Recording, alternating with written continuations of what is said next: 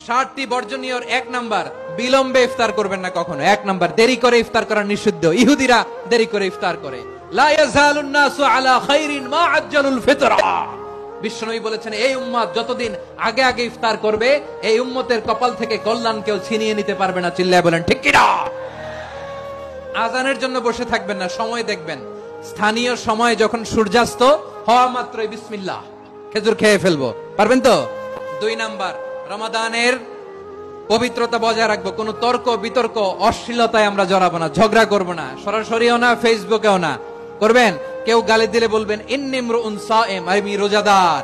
আল্লাহর হাবিব শিখিয়েছেন, কেউ যদি তোমার গালি দেয়, কটু কথা বলে, অশ্লীল কথা বলে, রমজানে তুমিও বলতে পারবে না। তুমি বলতে পারবা ইন্নিমরুন সায়েম, আমি রোজাদার। আজকে থেকে নিয়ত করেন, রমজানে কেউ গালি দিলে আপনি একটা গালি দিবেন নাকি?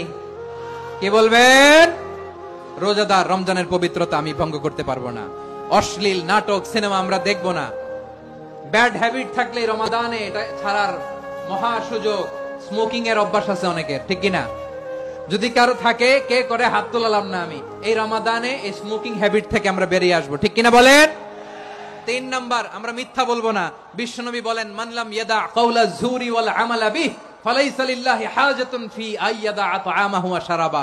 যে রমজানে মিথ্যা কথা, মিথ্যা কাজ, মিথ্যা সাক্ষী ছাড়তে পারে নাই, তার না খেয়ে থাকা, উপবাস থাকা দিয়ে আল্লাহর কিছু যায় আসে না।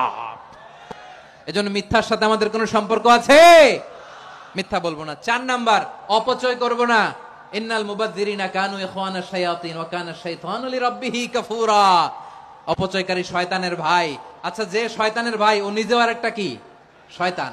অপচয় করব না। ইফতারি করতে যে আমরা অনেকে অপচয় করি, এগুলো করবেন আপনারা না। অপচয় অপব্যয় করব না। 5 নাম্বারে, রিয়া, লোক দেখানো ইবাদত আমরা করব না। লোক দেখানোর জন্য নামাজ, রোজা, জিকির, তেলাওয়াত, দান সদকা এগুলো করলে আল্লাহর দরবারে এগুলো কবুল হবে? বিশ্বনবী বলেন, দাজ্জালের ফিতনার চেয়ে একটা বড় ফিতনার ভয় আমি করি। সেটা কি? আর রিয়া, শো অফ মেন্টালিটি, লোক দেখানো মানসিকতা। এটা থেকে আমরা বিরত থাকবো ইনশাআল্লাহ। 6 নাম্বার, অনেক গুরুত্বপূর্ণ। ব্যবসায়ী ভাইয়েরা, অনেক অসাধু ব্যবসায়ী আছে, রমজান আসলে নিত্য প্রয়োজনীয় পণ্যের মূল্য বৃদ্ধি করে দেয়। এরকম আছে না নাই? এগুলো করবেন না। মজুদদারি করবেন না। পণ্যের কৃত্রিম সংকট বাজারে করবেন না। আপনি লাখ টাকা কামায়া ভাবছেন যে রোজাদারদের কষ্ট দিয়ে ধনী হবেন।